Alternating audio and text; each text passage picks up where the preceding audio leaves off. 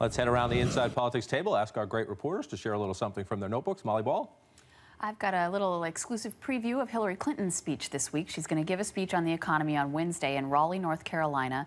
Location chosen because of the research triangle there to emphasize the themes she's talking about, encouraging companies to invest in workers, invest in the long term, invest in research. So she's going to be proposing some changes in the tax treatment of investment income, other changes hoping to sort of incentivize companies in a better way to avoid what she is calling quarterly capitalism, the short-term corporate decision-making that she says leads to bubbles and hurts workers, hurts the stability of the economy. So we see Hillary continuing to emphasize policy, emphasize substance, and roll out these sort of small bore, sort of middle-of-the-road economic policies one at a time, creating this sort of drumbeat she's hoping for her campaign of a sort of overall economic policy. Likely the biggest issue in the race in one of the biggest battleground states. MJ?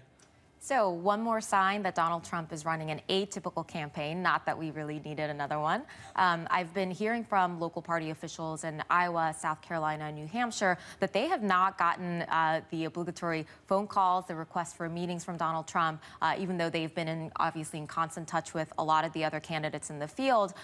Just a sign that he's running a campaign where when he says he's not beholden to anyone, he certainly isn't beholden to local party officials. Also a sign that the basics of presidential campaigning are in flux.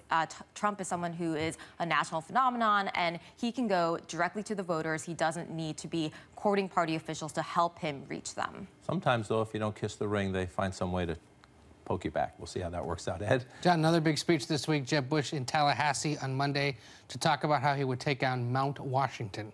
He did this as governor of Florida, taking on Mount Tallahassee. In this case, he'll be stringing together a lot of things he's sort of mentioned already on the campaign trail, things like term limits, lobbying reform, making it easier to fire delinquent federal workers. This is the first in a series of policy speeches he'll be giving through the fall on things like economic policy, foreign policy, a few other issues, again designed to demonstrate that he's a serious adult in the field and someone who could step into Washington pretty quickly and change things. Serious adult compared to who? Never mind.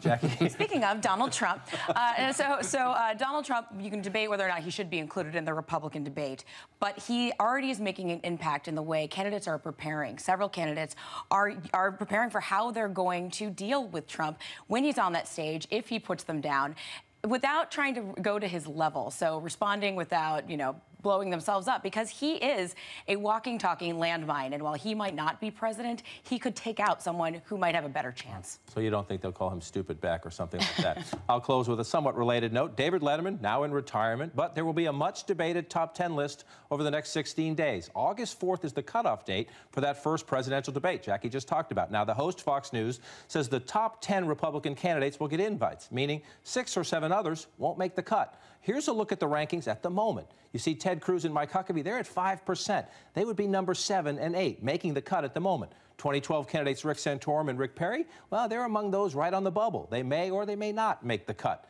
Perry's super PAC, because of that, buying national ads, trying to boost his numbers. Governor Kasich's super PAC, also heavily advertising right now. Watch those on the bubble over the next week to 10 days as they look for ways, maybe provocative ways, to boost their poll numbers, say a point or 3.